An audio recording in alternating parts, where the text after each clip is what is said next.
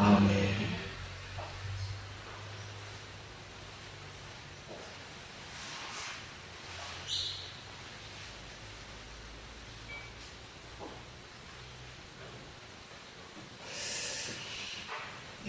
에베소서 1장을 통해서 참교회라는 제목으로 말씀을 전하겠습니다. 참교회. 교회가 어떠한 것인가를 이야기해놓고 있는 것이 바로 이 에베소서죠. 이 에베소서, 빌립보서, 골로새서, 빌레몬서는 이 네 서신은 에필골모는 바울이 로마 감옥에서 적었다 해서 옥중서신이라 그렇게 말하고 있습니다. 자, 특별히 이 에베소서는 그리스도 안에 있는 성도에게 주어지는 신령한 축복을 그리고 교회를 향한 하나님의 놀라운 비밀을 깨닫고 전하는 교회론을 말하고 있습니다. 그래서 교회론의 대명사가 바로 이 에베소서죠. 진리의 보고라고 일컬어지기도 합니다.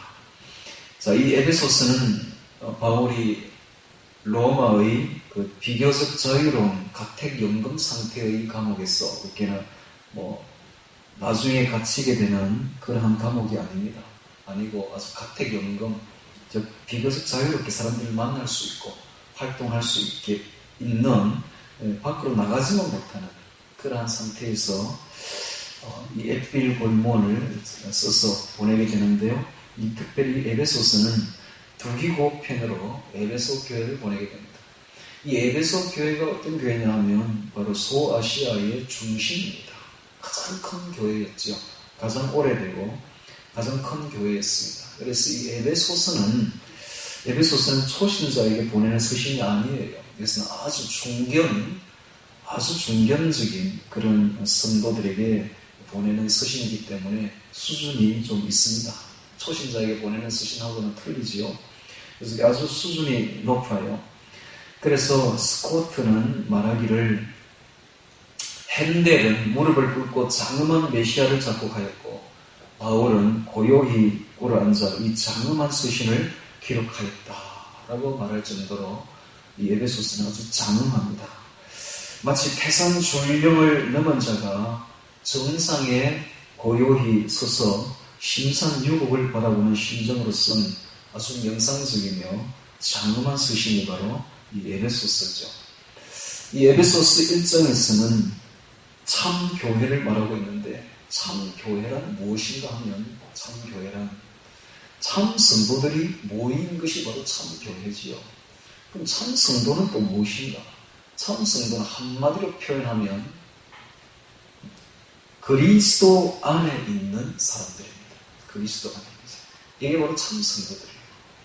그리스도 안이라는 in Christ라는 이 단어를 바울이 아주 애용하는 단어인데 이 in Christ라는 단어가 몇 번 나오느냐 하면 13개 바울이 쓴 서신 중에 172번 나옵니다. 172번.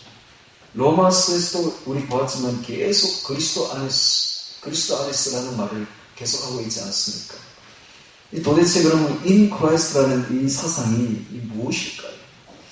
이 그리스도 안이라는 이 말이 무엇을 의미할까요? 이것은 바로 그리스도와의 연합을 말하고 있습니다. 그리스도와의 연합. 이것이 바로 구원의 근거가 되는 것이죠. 이 그리스도 안에 있는 상태의 모임이 바로 참교회가 됩니다. 그리스도 안이라는 이 단어는 무엇을 의미하는가 하면 바로 생명을 받았다는 것을 의미합니다. 그러면 그리스도 밖에서는 죽을 수밖에 없는 거예요. 그리스도 안에서는 우리는 생명을 받는 겁니다. 또한 그리스도 안에서 우리는 평안을 소유하고 그리스도 밖에서는 불안할 수밖에 없는 거예요. 그리스도 안에서 우리는 하나님의 자녀가 되고 그리스도 밖에서는 불순종의 자녀일 수밖에 없는 것입니다. 그리스도 안에서 우리는 새 피조물이 되고 그리스도 밖에서는 육에 속한 자가 될 수밖에 없는 것입니다. 그리스도 안에서 우리는 하나님과 화목하고 그리스도 밖에서는 하나님의 진노 아래 놓이게 됩니다. 그리스도 안에서 우리는 하나님께 나아갈 수가 있으며 그리스도 밖에서는 하나님으로부터 떨어진 자가 됩니다. 그리스도 안에서 우리는 하나님의 하늘의 시민권을 가진 시민이 되는 것이요. 그리스도 밖에서는 사탄에게 속한 자가 되어버리는 것입니다. 그리스도 안에서는 하나님의 가족이요, 권속이요. 그리스도 안에서는 하나님의 거룩한 성전이 되어가며 하늘의 소망을 가지게 되나 그리스도 밖에서는 소망 없는 자가 됩니다. 그리스도 안에서는 하나님의 영이 있습니다. 하나님의 영이 거합니다. 그러나 그리스도 밖에서는 하나님의 영이 없습니다. 그리스도 안에서는 구원을 최종적으로 받습니다만 그리스도 밖에서는 구원에서 제외됩니다. 이 그리스도 안이라는 것이 굉장히 중요해요. 즉 우리가 그리스도 안에 있어야만이 된다는 사실입니다. 자, 여기서 그리스도 안에 있으려면 어떻게 되는지를 몇 가지를 이야기를 해보도록 하겠습니다. 먼저 기도입니다. 기도. 우리가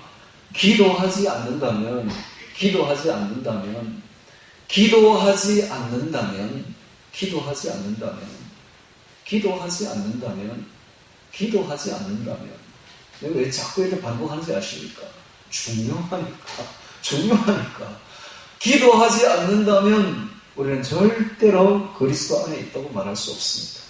기도한다면 그리스도 안에 있습니다. 할렐루야. 기도한다면 그리스도 안에 있을 거예요. 기도하지 않는다면 우리는 그리스도 밖에 있을 수밖에 없는 거예요. 기도가 엄청나게 중요해요. 포워즈라는 사람이 말하기를 전투의 승부는 항상 싸우기 전에 결정이 난다. 승부는 이미 결정이 되었다라고 말을 합니다. 실제로 우리나라 임진왜란 때 보면 일본 사람이 쳐들어오기 전에 그 율곡 이 선생이 10만 대군을 양성하자고 했죠. 그러나 양성하지 않았습니다. 그것은 이미 싸우기 전에 이미 전투에서 진 것입니다. 전쟁에서 져버린 것이죠. 단지 싸운 것은 그것을 졌다는 것을 확인하는 것밖에 안 되는 것이죠. 이미 싸우기 전에 다 끝나는 거예요. 이미 전쟁의 승패는. 학생도 마찬가지예요. 학생도 시험 보기 전에 공부 열심히 하는 것을 보면 저 학생이 잘 되겠구나 하는 것을 이미 알 수가 있는 거예요. 이미 싸우면 시험 안 쳐도 다 결정 나는 거예요. 마찬가지입니다. 오늘 우리의 기도 생활에서 영적 전쟁에서 영적 전투에서 승리나 실패는 이미 결정이 나버립니다. 오늘 우리의 기도 생활에서 이미 결정이 나버립니다. 삼손을 보십시오. 삼손이 드릴라의 무릎을 베고 잘 때에 이미 패배한 것입니다. 그렇죠? 교회가 세상을 사랑하고 있으면 이미 진 것입니다. 관람까지는 갈 것도 없어요. 이미 세상을 사랑하고 있다는 것 자체가 패배한 것이고 져버린 것입니다. 싸우기 전에 패배가 결정이 되듯이 승리도 먼저 결정이 되죠. 다윗을 보십시오. 다윗이 골리앗을 물리친 현장에서 승리한 것이 아니라 다윗이 양을 치면서 주님과 교제하고 주님과 친밀함을 가지고 주님을 향하여 찬송부를 그때에 이미 승리자로 확정된 것입니다. 이미 승리자로 확정된 그것이 골리앗 앞에 그냥 나타났을 뿐이지 이미 그는 승리자였습니다. 승리는 이미 결정됩니다. 성도의 승리는 지금 이미 결정이 되고 영광도 성령 안에서 기도 속에서 이미 결정이 나버리는 것입니다.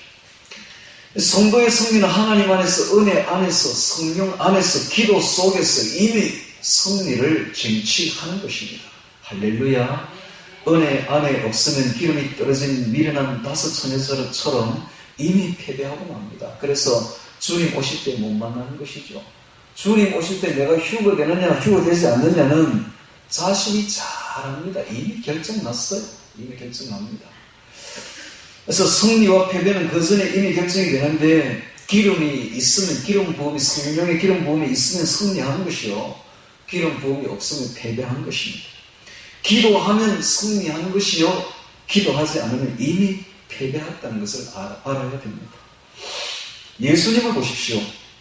예수님은 겟세마네 동산에서 기도를 통해서 이미 십자가의 승리를 확정지었습니다. 그 뒤는 이미 그 확정을 나타낸 것밖에 없어요. 그런데 그때 제자들은 어떻게 했습니까? 제자들은 자고 있었습니다. 예수님이 3번씩이나 와서 제자들을 일깨웠지만 제자들은 나중에 눈꺼풀이 무거워서 그냥 아예 소리를 내면서 드르렁드르렁 내면서 그냥 자고 있을 뿐이었습니다. 그래서 예수님은 십자가에 지시기 전에 겟세마네 동산에서 기도로 이미 승리했고 제자들은 기도 현장에서 이미 져버린 것입니다. 자, 이런 죄악 세상에서 우리가 기름 부음을 받는 것이 바로 승리지요. 원수의 목전에서 우리 주님은 우리에게 기름을 부어주고 계시는데 사랑의 기름을 부어주고 계시며 영광의 기름을 부어주고 계십니다. 능력의 기름, 승리의 기름을 부어주고 계시는데 이것이 바로 기도 속에서 결정됩니다. 자, 이 기름 부음을 받기 전에 깨어 기도하고 작전 기도하고 그럴 때 이미 예비되고 거기서 확정되는 것입니다. 지금 우리가 얼마나 깨어 기도하느냐에 따라서 승리가 결정됩니다. 내가 얼마나 깨어 기도하느냐에 따라서 승리가 달려 있습니다. 안 믿는 사람에게는 예수님을 권하라고 믿으라고 권하고 믿는 사람에게는 뭘 권해야 되느냐 하면 깨어서 기도하라고 권해야 됩니다. 할렐루야. 깨어 기도해야 돼요. 지금 우리는 깨어 기도해야 돼요. 깨어서 기도하면 지금 이 시대를 알게 되고 깨어 기도하면 주의 기름 부음의 사랑을 받게 되고 깨어 기도하면 보호받고 인도받습니다. 시대를 알고 정보를 알아도 기도를 게을리하면 승리하지 못합니다. 기도 외에는 다른 이유가 없습니다. 할렐루야. 기도밖에 없습니다. 말씀을 듣는 것은 편하니까 되지만은 기도는 힘들게 잘 못하는 것이 기도입니다. 기도가 중요하니까 마귀가 강하게 역사하죠. 그래서 기도가 힘드니까 습관이 되기까지는 고난을 받아야 되지만 반드시 해야 됩니다. 기도의 습관을 길러나가야 돼요. 이것을 마귀는 빼앗으려고 합니다. 우리가 성경을 읽을 때 마귀는 별로 강요하지 않아요. 실제로. 성경 읽는 거는 비교적 쉬운 겁니다, 여러분. 쉬운 거예요. 이게 어려운 게 아니고 영적으로 쉬운 거라, 성경 읽는 거는. 이것도 못해가 못하는 사람이 있습니다만 뭐가 어렵느냐? 기도하는 게 어려워요. 기도하기 시작하면 마귀가 발악을 시작합니다. 절대로 기도 못하게 시간을 빼앗아버리고 일을 저지르고 해서 우리가 더 낙심하게 만들고 게으르게 만들어서 절대 기도하지 못하게 만들죠. 그만큼 기도가 중요합니다. 그래서 우리는 지금 깨어서 기도해서 승리해야 돼요. 그래야 그날에 마지막 그날에 상을 받고 승리자가 됩니다. 이렇게 깨어 기도해서 놀라운 수확을 얻는 기도의 계절이 되기를 바랍니다. 자, 우리의 기도 방법을 찾아야 됩니다. 우리의 기도 방법. 기도는 우리에게 가장 유익한 기도 습관을 배양하는 게 최고입니다. 그래서 어떤 사람은 골방에 들어가 큰 소리로 하나님과 교제하는 사람이 있는가 하면 또 어떤 사람은 고요한 심령으로 침묵하며 교제하기도 하죠. 서서 기도하든지 무릎 꿇고 기도하든지 앉아서 기도하든지 우리에게 가장 유익한 기도 습관을 배양하는 것이 아주 중요합니다. 그것은 자기에게 달려있어요. 기도 방법에 관련해서 가장 중요한 점은 무엇인가 하면 하나님의 임재를 깨닫는 것입니다. 그 다음에 하나님과 예수님과의 교제를 유지하는 데 가장 실제적인 방법을 우리 스스로 찾아내는 거예요. 그거예요. 예수님과 어떻게 교제할 수 있는가? 예수님의 음성을 어떻게 들을 수 있는가? 하나님과 어떻게 교제할 수 있는가? 여기에 관건이 달려 있습니다. 할렐루야. 네, 그렇습니다. 그것을 위해서 우리 스스로 기도 방법을 찾아내야 되고 기도의 장소와 기도의 시간을 찾아내야 됩니다. 개인 기도의 장소와 시간과 방법은 당사자 개인이 결정하고 선택할 수 있는 부차적인 문제들입니다. 이것은 일률적으로 할 수 있는 부분이 아니에요. 여러분 새벽 기도 나갔다 해서 이게 다 이루어지는 거 절대 아닙니다. 절대 그걸 아셔야 돼요. 내가 새벽 기도 했다고 다 이루어지는 게 아니라는 걸 알아야 됩니다. 새벽 기도 나갔어도 되는 사람이 있고 안 되는 사람이 있고, 그렇죠? 하나님의 임재를 느끼고 그리스도와의 교제가 되고 하나님의 음성이 들리고 이렇게 돼야 되는데 그게 안 된다면 새벽 기도 만판 가도 안 되는 거예요. 새벽 기도 안 가도 되는 사람이 있어요. 새벽에 자신만의 장소와 자신만의 시간을 찾아내면 됩니다. 할렐루야. 이게 중요한 거예요. 그래서 바로 기도의 습관을 배양하는 것이 제일 중요합니다. 습관을 배양해야 돼요. 습관이라는 것은 좋은 것이든 나쁜 것이든 하루하루 반복되는 행위를 통해 형성되죠. 그렇죠?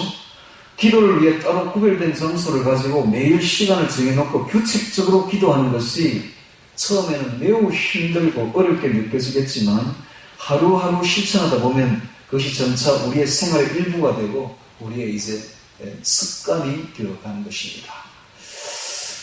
자, 주님은 우리에게 말씀하시기를 항상 기도하고 낭망하지 말아야 할 것이라는 누가복음 18장 1절을 비유로 말씀해 주셨는데 항상 기도하고 낭망하지 말아야 된다. 이 말 속에 아주 심오한 의미가 담겨 있습니다. 즉, 이 구절에는 예수님의 인생에 대해서 항상 기도하는 사람은 낙심하지 않을 것이지만 기도하지 않는 사람은 낙심할 수밖에 없다는 것을 분명히 가르쳐주고 있는 것입니다. 자, 이 말씀은 또한 예수님이 우리의 삶의 중압감과 긴장감을 깊이 인식하고 계셨다는 사실입니다. 그래서 예수님은 인생이 단순한 것으로 생각하기도 했지만 또한 매우 힘든 것으로 알고 계셨습니다. 그래서 예수님은 인간이 삶의 치열한 싸움에서 어깨에 눌려지는 그 무게를 감당하지 못해서 낙심에 빠지는 그런 위험에 처해 있다는 것을 너무도 잘 알고 계셨습니다. 그래서 예수님은 말씀하시기를 항상 기도하고 낙심하지 말아라 라고 말씀하셨던 것입니다. 사람이 항상 기도하고 낙심하지 말아야 되는데 그렇게 하려면 기도하면 됩니다. 기도하는 사람은 그 알맞은 때에 알맞게 돕는 은혜를 얻게 됩니다. 할렐루야. 그래서 우리가 낙심하지 않게 되죠. 자, 제가 왜 이렇게 기도에 대해서 많이 이야기를 하는가 하면 결국 그리스도 안이라는 삶은 그리스도 안, 지금 에베소서 전체에 흐르는 그 주제 구절입니다. 그리스도 안에서. 오늘 읽어본 거 몇 번 나왔지요? 제가 읽을 때 크게 강조해서 읽었지요? 그리스도 안에서, 그의 안에서 라는 말씀이 많이 나오는데 이게 결국은 기도에서 결정된다는 이야기예요. 오늘 우리가 기도할 때에 그리스도 안으로 들어갑니다. 할렐루야. 그리스도 안에 있는 성도의 모임이 참 교회예요. 그리스도 안에 있는 성도의 모임. 오늘 우리 참 교인이 됩시다. 할렐루야. 참 성도가 되어야 그래야 참 성도의 모임이 참 교회가 되는 거예요. 자, 이제 이 정도 했으면 자, 에베소서 1장 1절부터 같이 보면서 그리스도 안에 있는 참 교회라는 제목으로 참 교회라는 제목으로 한번 보도록 하겠습니다. 에베소서 1장부터 시작되는 이 에베소서는 사람들이 너무 심오하다, 너무 어렵다라고 말하는데 제가 볼 때는 어렵고 심오한 거 하나도 없어요. 그리스도 안에서 보면 아주 쉽습니다. 이거 아주 쉬워요. 그리스도 안에 안 들어가니까 이거 어려운 것이지 그리스도 안에 있는 사람들이 보면 이건 너무나 쉬운 이야기들이에요. 자, 에베소서 1장 1절부터 같이 보겠습니다. 하나님의 뜻으로 말미암아 그리스도 예수의 사도된 바울은 에베소에 있는 성도들과 그리스도 예수 안의 신실한 자들에게 편지하노니. 자, 여기 또 나왔습니다. 예수 안의 신실한 자들이라고 말했죠. 모든 그리스도인들은 예수님 안에서 신실한 성도가 되어야 됩니다. 신실한 성도가 되려면 예수 안에 있어야 돼요. 할렐루야. 예수의 사랑 안에 있어야만 신실한 성도가 됩니다. 예수 안에 신실한 자들에게 편지하노니 하나님 우리 아버지와 주 예수 그리스도조차 은혜와 평강이 너희에게 있을지어다. 은혜는 하나님께서 예수님께서 우리에게 값없이 내려주시는 구원의 은혜요. 평강은 그 결과입니다. 결과. 은혜가 없이는 평강이 있을 수가 없습니다. 오늘 우리는 은혜 받고 평강의 결과를 누려야 됩니다. 할렐루야. 3절에 보겠습니다. 찬송하리로다. 하나님 곧 우리 주 예수 그리스도의 아버지께서 그리스도 안에서 하늘에 속한 모든 신령한 복으로 우리에게 복 주시되 곧 창세 전에 그리스도 안에서 우리를 택하사 우리로 사랑 안에서 그 앞에 거룩하고 흠이 없게 하시려고 그 기쁘신 뜻대로 우리를 예정하사 예수 그리스도로 말미암아 자기의 아들들이 되게 하셨으니 이는 그의 사랑하시는 자 안에서 우리에게 거저 주시는 바 그의 은혜의 영광을 찬미하게 하려는 것이라. 네, 오늘의 주제문입니다. 무슨 말이냐 하면 구원은 하나님께서 경영하시고 하나님의 방법대로 이루는 것이지 우리의 주관적인 자격에서 생겨난 것도 아니요 우리의 자부적인 노력으로 생겨난 것이 아니라는 사실을 하고 있습니다. 그러므로 우리는 이 구원에 대해서 오직 감사와 찬송할 수밖에 없다라는 이야기입니다. 할렐루야. 이 예정이라는 게 창세전의 예정이라는 것이 하나님의 경영하시는 방법이에요. 하나님의 방법으로 하나님의 경영으로 우리를 구원했다는 것이지 우리의 자부적인 노력이 거기에 들어갈 수는 없다는 것을 분명히 하고 있습니다. 이 이야기입니다. 그래서 이 구원은 참으로 신비한 것입니다. 신비한 것입니다. 이 구원은 창세 전부터 이미 예정이 되었고 그건 우리가 알 수가 없는 거예요. 우리의 범위를 이미 초월해 있습니다. 하나님의 능력으로 그렇게 100% 하나님께서 하셨기 때문에 우리는 그저 찬송하고 감사할 수밖에 없다는 이야기입니다. 할렐루야. 그렇습니다. 우리는 자부적인 노력을 하지 말아야 됩니다. 구원에 있어서만큼은 자부적인 노력을 하는 사람은 이건 하나님 앞에 교만한 자들이에요. 정말 하나님 볼 때는 진짜 교만한 자들입니다. 구원에 있어서만큼은 100% 하나님께서 하십니다. 할렐루야. 하나님께 그저 우리는 감격하고 구원해 주심에 감사하고 그저 하나님께 찬송할 뿐입니다. 할렐루야. 찬송이 없는 사람들은 나가서 길거리 걸어가면서 시간 날 때 찬송을 부르지 않는 사람들은 이건 좀 생각해볼 문제입니다. 구원 받았나 한번 생각해봐야 돼요. 나 구원 진짜 받았는지 안 받았는지 한번 생각해봐야 된다니까요. 그저 우리는 하나님 앞에 그저 찬송, 시간을 하고 찬송, 감격함, 감사함으로 영광 돌려야 됩니다. 할렐루야. 이게 바로 구원받은 자의 그 생활이에요. 그 태도입니다. 그 이야기를 하고 있습니다. 7절에 보겠습니다. 우리가 그리스도 안에서 그의 이 은혜의 풍성함을 따라 그의 피로 말미암아 구속, 곧 죄사함을 받았으니. 자, 우리가 구원받은 것이 우리의 자부적인 노력으로 된 것이 아니라 100% 예수님의 피의 구속으로 된 것이다 라는 이야기입니다. 피의 구속으로. 그래서 이 피는 바로 구약 제사에서 이미 예고되고 있었으며 십자가에서 이루신 그 예수님의 희생의 피입니다. 구속은 노예를 값주고 사온다라는 뜻이에요. 우리가 죄의 노예로 있었는데 예수님께서 그의 피로 값주고 우리를 죄의 노예에서 구원해 내어온 것입니다. 할렐루야. 그러므로 우리는 다시는 죄지으면 안 돼요. 다시는. 아이고 예수님이 다 또 구원해 주실 때인데 또 죄지으면 어디 어떨까요? 아니요. 죄에서 구원하기 위해서 예수님이 십자가에 피를 흘려주시고 우리를 구속해 내었는데 우리가 또다시 죄를 짓는다면 마치 돼지를 깨끗하게 씻어 놓았더니 또다시 가서 오물에 눕는 거하고 똑같지 않습니까? 그래서 우리는 성결해져야 된다는 이야기예요. 할렐루야. 우리의 피 속에는 예수님의 성결한 피가 흐르고 있다는 걸 알아야 됩니다. 할렐루야. 성도는 세상 사람하고 틀려요. 성도는 세상 사람과 완전히 다른 사람이에요. 세상 사람들은 마귀의 유혹을 따라서 엄란하고 정욕적이고 물욕적이고 명예욕적으로 흐르게 되어 있지만 성도는 그래서는 안 됩니다. 성도는 성결한 피가 흘러야 됩니다. 할렐루야. 예수님의 피가 이미 우리 피 속에 흐르고 있다는 걸 알아야 돼요. 그분의 피는 성결한 피입니다. 그 성결한 피가 흐르고 있는 게 바로 성도들이다. 성도들. 아시겠습니까? 기억해야 됩니다. 우리의 피 속에는 예수님의 피가 흐르고 있습니다. 할렐루야. 성결한 피가 흐르고 있다니까요.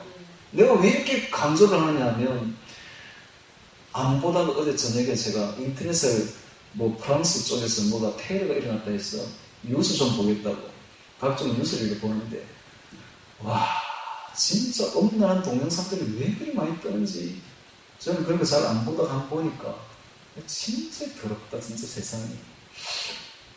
그렇게 해서 아마 인터넷을 본다든지 혹은 스마트폰을 그런 거 있나 스마트폰 없으니까 잘 모르겠는데 스마트폰을 본다든지 이런 사람들은 음란할 수밖에 없는 거예요. 왜냐? 그렇게 부추기고 있고 그렇게 이끌고 가고 있으니까. 근데 우리가 알아야 될 것은 우리 성도는 그래서는 안 된다는 거예요. 거기서 분명히 나와야 됩니다. 할렐루야. 성도가 음란한 영상들을 보고 있다는 것은 성도가 아닙니다. 절대로 천국 못 갑니다. 그걸 아시기 바랍니다. 그런 영상들을 보고 즐기는 사람들은 절대로 천국 못 가요. 우리는 피 속에 성결한 피가 흐르고 있습니다. 할렐루야. 예수님의 구속의 피가 흐르고 있는 거예요. 그의 피로 말미암아 구속 곧 죄의 사함을 받았으니 8절에 이는 그가 모든 지혜와 총명으로 우리에게 넘치게 하사 그 뜻의 비밀을 우리에게 알리셨으니 곧 그 기쁘심을 따라 그리스도 안에서 때가 참 경륜을 위하여 예정하신 것이니 하늘에 있는 것이나 땅에 있는 것이 다 그리스도 안에서 통일되게 하려 하시니라. 모든 일을 그 마음의 원대로 역사하시는 자의 뜻을 따라 그 마음의 원대로 역사하시는 분은 바로 하나님이죠. 하나님은 전 우주를 다스리는 하나님의 주권, 하나님의 절대적인 주권을 말하고 있습니다. 그 마음의 원대로 역사하시는 자의 뜻을 따라 우리가 예정을 입어 그 안에서, 예수님 안에서, 그 안에서 창세전부터 우리가 예정을 입어 그 안에서 기업이 되었으니 이는 그리스도 안에서 전부터 바라던 우리로 그의 영광의 찬송이 되게 하려 하십니다. 하나님은 우리가 뭐가 되기를 원하느냐 하면 자부적인 노력을 하는 사람이, 교만한 사람이 되는 것을 바라지 않습니다. 하나님은 창세전부터 이미 우리가 구원받기로 약정되었고 예정되었기 때문에 때가 참에 우리가 구원받았으므로 이제 찬송하기를 바라는 것입니다. 할렐루야. 감격하기를 바라는 것입니다. 그래서 감사하기만을 바라는 것입니다. 이 구원은 너무너무 큰 일이라서, 대사라서 인간이 할 수 없는 일이에요. 이건 하나님만이 할 수 있는 일입니다. 참으로 우리 주 예수님은 대사를 이루었습니다. 할렐루야. 우리에게 구원을 주신 거예요. 그의 피로 구원을 주신 거예요. 그러므로 우리는 그분의 그 구원에 대해서 그저 감격하고 감사하며 평생을 영원토록 찬송할 뿐인 것입니다. 할렐루야. 찬송이 되게 하려 하십니다. 13절에 그 안에서, 예수님 안에서 너희도 진리의 말씀 곧 너희의 구원의 복음을 듣고 그 안에서, 예수님 안에서 또한 믿어 약속의 성령으로 인치심을 받았으니, 약속의 성령으로 인치심을 받았으니, 이는 소유를, 도장인데 이건 소유를 뜻합니다. 확정을 뜻하죠. 넌 내 거야 하는 확정 도장입니다. 예수님께서 예수님을 믿는 우리에게 성령을 보내주셨습니다. 성령은 바로 예수님의 영입니다. 예수님의 영이 우리를 사로잡고 넌 내 거야 하며 도장을 찍는 거예요. 인을 친 것입니다. 인치심을 받았으니, 예수님으로부터 확정 도장을 받은 사람은 참으로 복된 사람들입니다. 할렐루야. 이런 사람들은 미국 대통령이 부럽지 않은 사람들입니다. 할렐루야. 하늘나라 왕자요, 하늘나라 공주가 되었는데 미국, 조그마한 미국 그 먼지만은 뭐 아무것도 아니죠. 여러분 한번 우주의 시각에서 지구를 본 적이 있나요? 먼지에 불과한 거예요. 먼지도 아니에요. 먼지에 불과한 거예요. 그래서 참 세상에서 주는 명예라는 것은 진짜 아무것도 아닙니다. 하늘나라를 우리는 소유받았습니다. 할렐루야.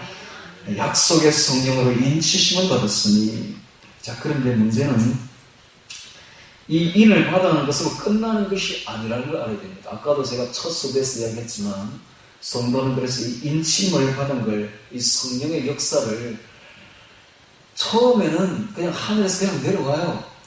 그냥 처음에 구원받을 때는 우리가 아무런 노력 안 해도 그냥 막 부어줍니다. 성령께서 막 내려오죠. 불같은 성령께서 불덩어리로 그냥 내려오죠. 근데 그 뒤에는 어떻게 되느냐? 그 뒤에 불이라는 게 보십시오. 꺼지기 쉽습니다. 그렇죠? 관리 안 하면 금방 꺼져버려요.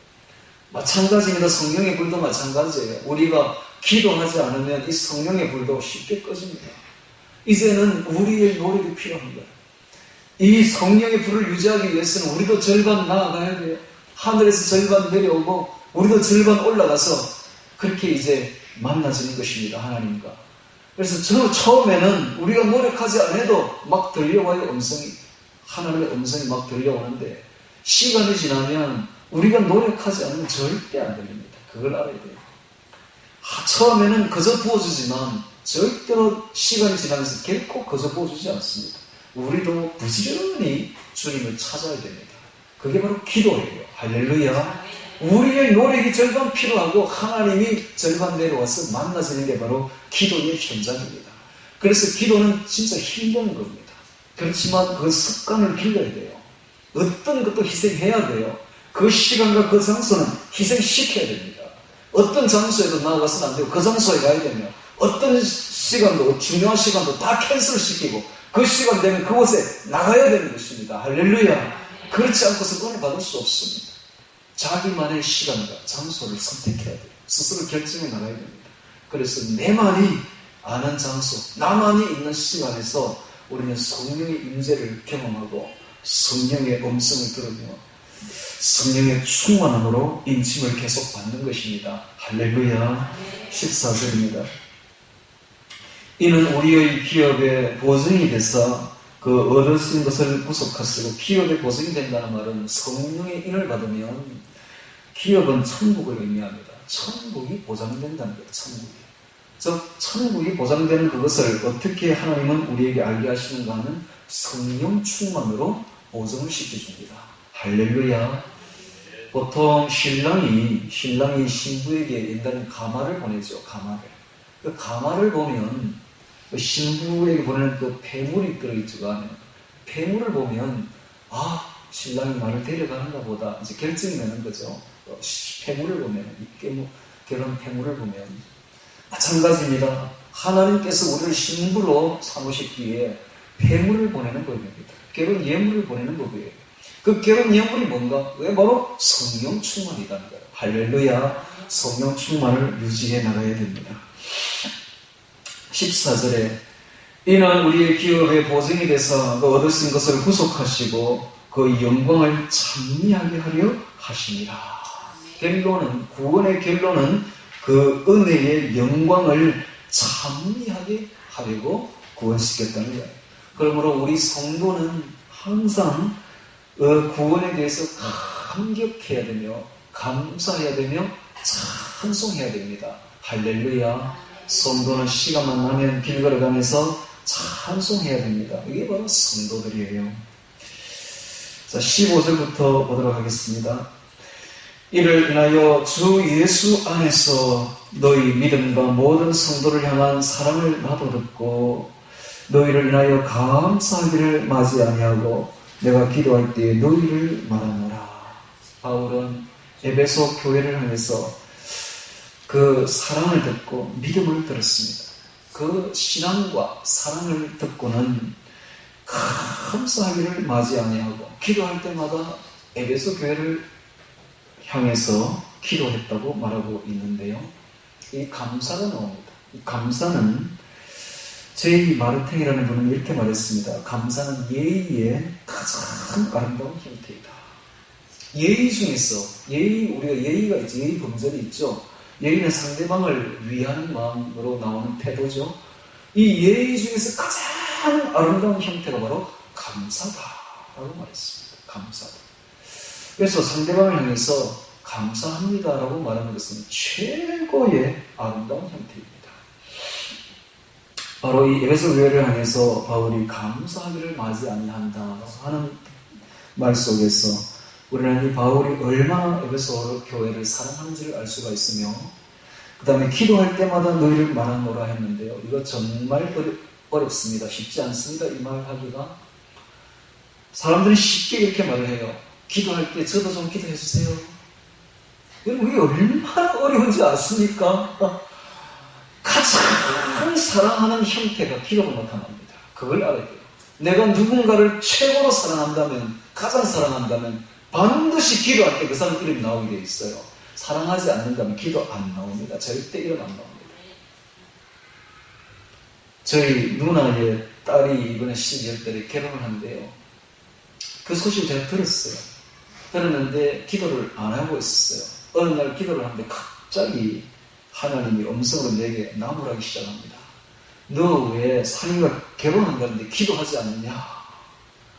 아주 깜짝 놀랐어요. 그 말이 들릴 줄은. 죄송합니다, 하나님. 보십시오. 우리가 관심이 없다면 그 기도할 때 절대 말하지 않죠. 관심이 있을 때에, 사랑이 있을 때에 기도할 때 그 사람 이름이 나오게 되어 있으며 기도합니다. 이스라엘의 제사장들은, 대제사장들은 항상 가슴에 흉패를 이렇게 에봇에 딱 붙이고 나오는데 12보슬이 이렇게 그려져 있고 12지파의 이름이 쓰여 있죠. 무엇인가 하면 제사장들은 이스라엘 모든 백성들을 보석과 같이 생각하고 가슴에 품고 기도하라고 주신 것이 바로 그 뜻입니다. 그러므로 제사장 된 자들은 우리 모두가 다 사실은 제사장들입니다. 우리 성도들을 향해서 기도해 주어야 됩니다. 이게 바로 성도의 사랑이에요. 할렐루야.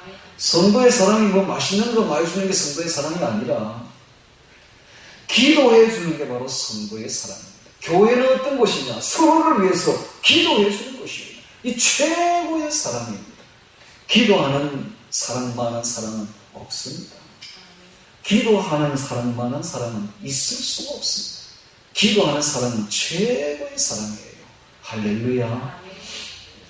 저는 놀라운 것은 여기 모여있는 우리 성도들이요, 진짜 중요한 사람들이라는 걸 제가 성경을 보면서 신앙생활을 깊이 하면서 더더욱 깊이 깨닫게 되는 거예요. 여기 모여있는 우리 성도들은 너무너무 중요한 사람들. 이 사람들을 조금만 대접해줘도, 냉수 한 그릇만 대접해줘도 예수님이 너무 좋아하면서 나에게 대접했다라고 말하는 거예요. 그 정도입니다. 그러므로 우리는 바깥에 있는 불신자도 잘 되어야 되겠지만 정말로 중요하게 되어야 되고 정말로 아껴야 되고 사랑해야 될 사람들이 바로 여기에 모여있는 주의 권속들이 주의 성도들입니다. 바로 주의 사랑하는 자녀들이야말로 진짜 중요한 사람들이에요. 할렐루야. 이 사람들을 위해서 우리 기도합시다. 할렐루야. 기도해 줘야 돼요. 서로를 위해서 기도해 줘야 돼요. 기도만 해준다면 분쟁이란 있을 수가 없습니다. 아니, 사랑이 있는데 왜 분쟁이 생깁니까? 분쟁이 생긴다는 교회는 그건 교회가 아니에요. 그거 빨리 나오세요. 그 교회에서. 그건 교회가 아니라 사탄의 모임입니다. 교회는 어떤 것이냐? 사랑이 넘치는 것이에요. 어떤 사랑이냐? 기도해주는 사랑. 기도해주는 사람. 냉정히 손을 얹고 한번 생각해 봅시다. 나는 우리 성도들을 위해서, 곁에 있는 성도들을 위해서 과연 기도해줘? 안 해줬죠? 이제부터 해줍시다. 할렐루야. 해줘야 돼. 해주면 누가 좋아하느냐? 예수님이 좋아합니다. 그리고 우리 교회는 참 교회가 되어가는 거예요. 참 교회. 이게 바로 참 교회예요. 제가 우리 외조카 딸을 위해서 기도하지 않았더니 예수님이 신이 나무를 했습니다. 그래서 제가 그 말을 듣고는 하겠습니다. 기도하겠습니다 하고 했듯이 우리 주님이 상대 우리 성도들을 위해서, 같이 신앙생활하는 성도들을 위해서 기도하지 않는다면 신이 나무를 거예요. 뭐 다른 도움 필요 없어요. 기도가 제일 중요합니다. 할렐루야. 기도합시다. 내가 기도할 때 너희를 말하노라. 17절에 우리 주 예수 그리스도의 하나님 영광의 아버지께서 계시와 지혜의 정신을 너희에게 주사 하나님을 알게 하시고 너희 마음 눈을 밝히사 그의 부르심의 소망이 무엇이며 그의 성도 안에서 그 기업의 영광의 풍성이 무엇이며 그의 힘의 강력으로 역사하심을 따라 믿는 우리에게 베푸신 능력의 지극히 크심이 어떤 것을 너희로 알게 하시기를 구하노라. 끝에 나오는 능력이 나옵니다. 우리에게 베푸신 능력의 지극히 크심. 이 능력은 항상 구원의 능력입니다. 구원의 능력.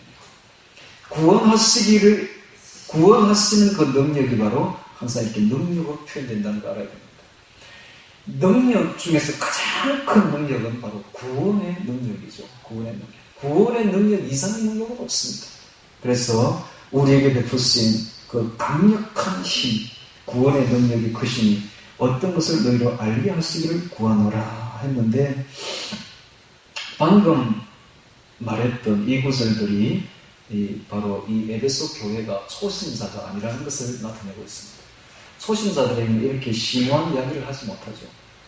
바로 이 에베소 교회는 중견 믿음의 사람들이 있는 곳이기 때문에 아주 수준 높게 이렇게 말하고 있는데, 다시 한번 보겠습니다. 하나님께서 영광의 아버지께서 지혜와 계시의 정신을 너희에게 주사 알게 하시기를 원한다 함으로써 이런 모든 알면 바로 성령이 와야만이 안다는 걸 알 수가 있죠. 그래서 성령이 없이는 우리는 아무것도 알 수가 없습니다. 성령이 충만해야만이 지혜와 계시의 정신이 우리에게 있는 것이요 깨달아 알게 되는 것입니다. 너희 마음눈을 밝히사 라고 말하고 있습니다. 그래서 이 마음눈을 밝히는 것도 역시 바로 성령의 능력이죠. 영안을 뜨는 것이죠. 그래서 우리가 성령이 없으면, 성령의 충만함이 없으면 여전히 소경이다라는 것을 알아야 됩니다. 그리스도를 떠난 자들은 여전히 소경이에요. 그리스도 안에 있을 때에 그리스도의 영으로 우리는 마음눈이 밝혀지는 것이, 영안이 떠지는 것입니다. 그래서 우리는 알게 되는데 그 부르심의 소망을 알게 됩니다. 하늘의 천국의 소망을 깨닫게 되죠. 성도 안에서 기업의 영광의 풍성을 깨닫게 됩니다. 기업은 항상 천국을 의미합니다. 저 천국의 영광의 풍성을 깨닫게 되죠. 그 힘의 강력으로 역사하심을 따라 우리에게 베푸시는 능력의 지극히 크심을, 힘의 강력한 힘으로 우리에게 구원하시는 그 구원의 능력이 얼마나 큰 것인가를 우리로 알게 하기를 구하노라 되어 있습니다. 20절에 그 능력이 그리스도 안에서 역사하사 죽은 자들 가운데서 다시 살리시고, 하나님의 그 구원의 능력이 예수님 안에서 역사해서 죽은 자들 가운데서 최초로 첫 살아나는 첫 열매가 되게 하셨습니다. 즉 부활의 능력으로 나타난 것입니다. 예수님이 부활했다는 것은 단순히 예수님만 부활한 것이 아니라 예수 안에 속한 모든 성도들이 이제 다시 살아난다는 확증입니다. 할렐루야. 그래서 예수님의 부활로 끝나는 것이 아닙니다. 그것은 우리가 살 소망이 생겼다는 거예요. 그리고 이 부활은 바로 신약 교회를 여는 계기가 되었습니다. 그래서 신약 교회는 어떤 교회냐? 부활을 믿는 교회입니다. 할렐루야. 그래서 우리는 주일을 지킵니다. 주일은 바로 부활의 날입니다. 부활이 바로 신약 교회를 연 계기가 되었다는 사실을 알아야 됩니다. 이 부활은 또한 모든 믿는 자들을 하나님의 자녀로 인을 치는 것입니다. 인정하는 것이죠. 부활은 바로 하나님의 능력이었습니다. 죽은 자들 가운데서 다시 살리시고 하늘에서 자기의 오른편에 앉히사, 하나님께서 예수님을 자기의 보좌 오른편에 앉혔다는 것은 영광과 주권을 주었다는 이야기입니다. 이것은 단순히 예수님에게만 영광과 주권을 주는 것으로 끝나는 것이 아니라 예수 안에 속한 모든 성도에게도 잃어버린 옛 지위를 회복하겠다는 것을 의미합니다. 할렐루야. 잃어버린 옛 지위가 뭔지 아십니까? 옛날에 아담이 범죄하기 전에는 영광이 그에게 있었고 지위가 그에게 있었습니다. 왕적인 지위가 있었고 왕적인 영광이 있었어요. 그런데 그 모든 것을 그가 범죄함으로 다 잃어버렸는데 이제 그리스도 안에 있는 성도들에게 그 옛 지위와 영광을 다시 회복시켜 주시겠다는 것을 오른편에 앉은 것으로 대표하고 있습니다. 할렐루야. 21절에 봅니다. 모든 정서와 권세와 능력과 주관하는 자와 이 세상뿐 아니라 오는 세상에 일컫는 모든 이름 위에 뛰어나게 하시고, 모든 이름 위에 예수님은 모든 이름 위에 뛰어난 이름을 하나님께서 주신 것입니다. 22절에 또 만물을 그 발 아래 복종하게 하시고, 그래서 모든 만물이 예수님의 발 아래 복종하는 것입니다. 그를 만물 위에 교회로 머리로 주셨느니라. 그리고 교회의 머리로 주셨습니다. 그래서 만물이 그 발 아래 복종한다 라는 말 속에서 우리가 한번 또 새겨볼 것은 예수님이 오시면 뱀의 머리를 짓밟습니다. 뱀의 머리를 깨뜨려버립니다. 이것은 오늘 사탄이 우리를 아무리 유혹해도 우리가 예수 안에만 들어가면 간단하게 그들의 머리를 깨뜨려버린다는 것을 알 수가 있습니다. 할렐루야. 우리가 예수 안에 없기에 항상 그들의 유혹에 넘어가는 것이지, 예수 안에만 있으면 그들의 머리는 간단하게 끝나버립니다. 간단합니다. 모든 만물의 머리로, 모든 만물이 그 발 아래 복종하며 또한 만물 위에 교회의 머리로 주셨다. 하고 말하고 있으며 23절에 교회는 그의 몸이니 만물 안에서 만물을 충만케 하시는 자의 충만이니라 그랬습니다. 자, 충만케 하시는 충만입니다. 결국 교회는 그리스도의 충만케 하시는 은혜를 전달하는 기관입니다. 그리고 그리스도의 충만으로 교회는 완성되어 갑니다. 즉 예수의 도를 따르는 자들은 자신의 피 안에 그리스도의 성결한 피가 흐르고 있다는 것을 느끼게 되며 예수의 영은 우리의 삶을 새롭게 하는 그런 계기가 되는 것입니다. 그리고 우리가 예수님과의 그 내밀한 교제를 통해서 그 사랑의 넓이와 사랑의 길이와 사랑의 높이와 사랑의 깊이를 알아갑니다. 할렐루야. 자, 에베소서 3장 19절 한 장, 그 뒤에 한 장 넘겨서 3장 19절을 보겠습니다. 3장 18절, 19절.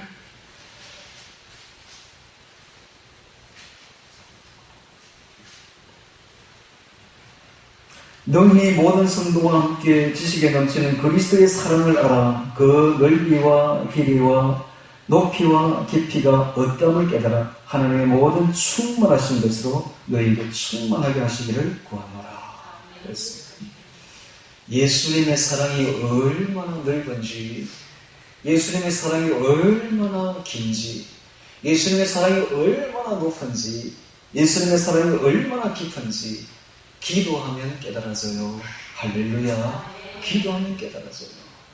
기도하면 깨달아지는데 어떻게 깨달아지느냐? 그 사랑을 받게 되면, 예수님의 사랑이 우리 속으로 물밀듯이 들어오면 그때 비로소 깨달아집니다. 자, 이런 게 있어요. 큰 은혜를 받아버린 사람은 세상에 째째한 것을 가지고 연연하지 않습니다. 사람이 자기 옆구리를 쿡 찔러도 아무렇지도 않아요. 근데 사람이 옆구리를 쿡 찔렀는데 그 격하게 반응하는 사람은 그 은혜가 없었어요. 은혜가 없었어. 은혜가 아주 충만한 사람은 누가 아무리 해코지 해도 눈도 깜짝하지 않습니다. 왜냐하면 그리스도의 큰 사랑 속에, 바다와 같은 그 사랑 속에 이미 들어가 버렸기 때문에 세상에 조그마한 이런 일들로 가지고는 인식되지 않습니다. 인식되지 않습니다. 성도가 세상 사람들하고 싸운다. 이건 은혜가 없어서 그래요. 은혜가 없어서 그래요. 세상 사람들은 항상 싸웁니다. 왜냐하면 물질이라는 것이 이게 피 터지게 싸우면서 늘 얻는 거기 때문에 그런 성질이거든. 그러니까 물질을 좀 구하려고 하면 항상 피 터지게 싸워야 돼요. 근데 성도는 그렇게 하면 안 됩니다. 성도는 물질을 잃을지언정 자기의 그 고요한 평정을 잃으면 안 됩니다. 할렐루야. 왜냐하면 그것이 바로 그리스도의 사랑이기 때문에 그렇습니다. 오늘 우리가 기도 속에서 그 사랑을 깨닫습니다. 그 사랑이 얼마나 넓은지. 어제 제가 물된 동산에 가서 기도를 하는데, 물된 동산이 크지는 않지만 제가 늘 기도하는 장소입니다. 이 구슬을 가지고 기도를 하는데 그 동산의 그 호수에 그 물이 이렇게 넓은 게 보여요. 그 사랑이 얼마나 넓은지. 그다음에 호수가 긴 게 보여요. 사랑의 길이가 얼마나 긴지. 그 물된 동산 위에 있는 하늘이 보이고 사랑이 얼마나 높은지. 물된 동산 깊이는 내가 잘 모르겠지만 그 깊이가 얼마나 깊은지 여러분 이해하기 쉽도록 하는 이야기입니다. 예, 그 사랑을 깨닫기 바랍니다. 할렐루야. 그렇게 해서 우리가 참 교회가 되어 나가야 돼요. 그리스도 안에서 참 성도가 되고 참 성도의 모임이 참 교회입니다. 할렐루야. 어려울 거 하나도 없어요. 에베소서가 아무리 어렵고 심오한 책이라고 말을 하지만 그리스도 안에서 보면 너무너무 쉽기만 하고 너무너무 은혜스럽기만 합니다. 간단해요. 그리스도 안에 있으면 간단합니다. 할렐루야. 그리스도 안에서 참 은혜 받는 참 성도, 참 교회 되시기를 주의 이름으로 축원합니다.